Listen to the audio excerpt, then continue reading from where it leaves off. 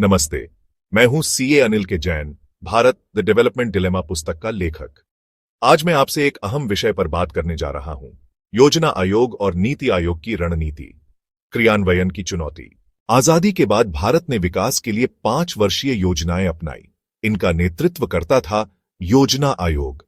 यह model Soviet संघ से प्रेरित था। उद्देश्य था तेज औद्योगिक विकास, कृषि सुधार, सामाजिक कल्याण और आत्मनिर्भरता। योजना आयोग ने कई उपलब्धियां दी। उद्योगों की नींव, कृषि में हरित क्रांति, बड़े बड़े बांध और स्टील प्लांट और संस्थान जैसे AIIMS और IITs। लेकिन इसके बावजूद बड़ी कमियां रहीं। लाइसेंस राज और भ्रष्टाचार, घाटे में चल रहे सार्वजनिक उपक्रम, नवाचार और प्रतिस्पर्धा की कमी, भारी सब्सिडी और वित्तीय घाटा, क्षेत्रीय असमानताएं और 1996 का बड़ा भुगतान संकट। इसी दौरान दक्षिण कोरिया और चीन तेजी से आगे बढ़े और भारत पीछे रह गया। साल 1991 में हुए आर्थिक सुधार भारत की दिशा बदलने वाले साबित हुए। धीरे धीरे 5 वर्षीय योजनाओं का महत्व घटा और 2015 में योजना आयोग की जगह नीति आयोग बनाया गया।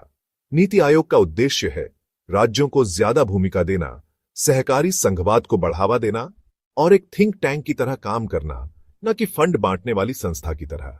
नीति आयोग ने कई अहम पहलें की। अटल इनोवेशन मिशन से उद्यमिता को बढ़ावा, नई शिक्षा नीति 2020, आकांक्षी जिला कार्यक्रम और डिजिटल इंडिया, आर्टिफिशियल इंटेलिजेंस व ब्लॉकचेन जैसी नीतियां। भारत की ease of doing business ranking भी काफी सुधरी। फिर भी चुनौतियां बनी हुई हैं। नीति आयोग के पास वित्तीय शक्तियां नहीं है। नीतियों का क्रियान्वयन और निगरानी कमजोर है। राज्यों से तालमेल की कमी, क्षेत्रीय असमानताएं और जनता की भागीदारी सीमित है। नीतियां कागज पर अच्छी दिखती हैं, पर जमीन पर लागू करना अभी भी मुश्किल है।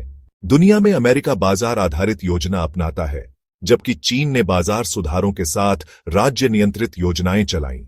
चीन ने स्पेशल इकोनॉमिक जोन, तेज औद्योगिकीकरण और ग्रीन एनर्जी में निवेश करके बड़ी सफलता पाई। भारत भी इससे सीख सकता है, लेकिन सबसे जरूरी है नीतियों का सही क्रियान्वयन। योजना आयोग और नीति आयोग दोनों ने भारत की विकास यात्रा को दिशा दी। अब समय है कि नीति आयोग केवल सुझाव देने तक सीमित न रहे, बल्कि जवाबदेही और लागू करने की क्षमता पर ध्यान दे। तभी भारत अपनी ऐतिहासिक कमियों को दूर कर एक वैश्विक आर्थिक शक्ति बन सकेगा। मैं हूं सीए अनिल के जैन। आपका धन्यवाद कि आपने मेरे साथ यह सफर तय किया। अपने विचार जरूर साझा करें। जय हिंद।